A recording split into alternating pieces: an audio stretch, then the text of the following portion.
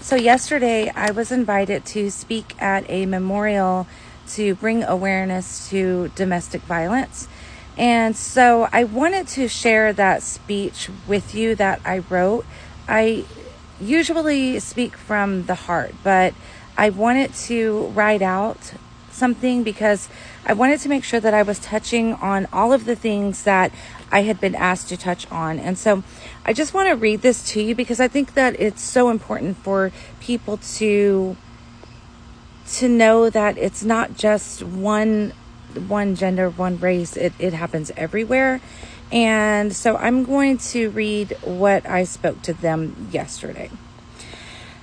Good evening. My name is Yolanda Ramos, and I serve as the Executive Director of the Kiowa, Comanche, and Apache Intertribal Land Use. Today, however, I come before you not only as a leader, but also as a survivor. I want to first thank the Marie Deddy New Directions program for hosting this memorial, and more importantly, for the sacred work you do every day in support of victims and survivors of domestic violence. It is an honor to be standing here together with you all. I too have endured the silent path of fear, fighting, and hiding the truth. Domestic violence leaves many scars, physically and mentally. For a long time, I felt alone in that silence. I grew up thinking violence was love or that it was normal, and it's not. I do know and realize now that I am not alone. We are not alone. Today, I would like to honor and recognize those victims that did not survive.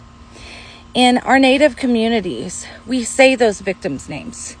We are still learning to speak up about things that were once forbidden to talk about. Those things that we didn't know how to say. And to those that still don't speak up, I want to say, don't be afraid. I believe you. We believe you. You deserve better. You deserve to live. And you deserve peace.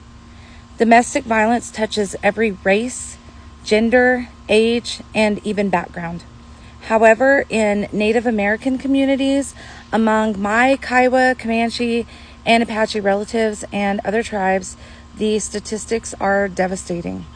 84% of Native American women experience physical, sexual, or emotional violence in their lives. 34% experienced violence in just this last year. We carry the weight not only of personal trauma, but also historical trauma. Generations of being torn from families, assimilation, and systemic silence have made it even harder for our voices to be heard. That is why it is up to us to make sure that our voices are heard. The impact is felt through our families, our communities, and even our lands. It is time to stop treating domestic violence as a private matter. It is a public health crisis, it is a community issue, and it is a human rights violation. We must break the silence in our homes, in our tribal councils, in our churches, in our workplaces, and even in our schools. We must teach our children that their bodies and spirits are sacred and worthy of protection. So, I stand here before you or sit here before you to speak to everyone to take action. To our leaders, fund our shelters, support our advocates, enforce our laws. To our communities, believe survivors, speak up, check in, learn the signs, but also help the leaders. You could volunteer. To the survivors, you are not broken. Be brave.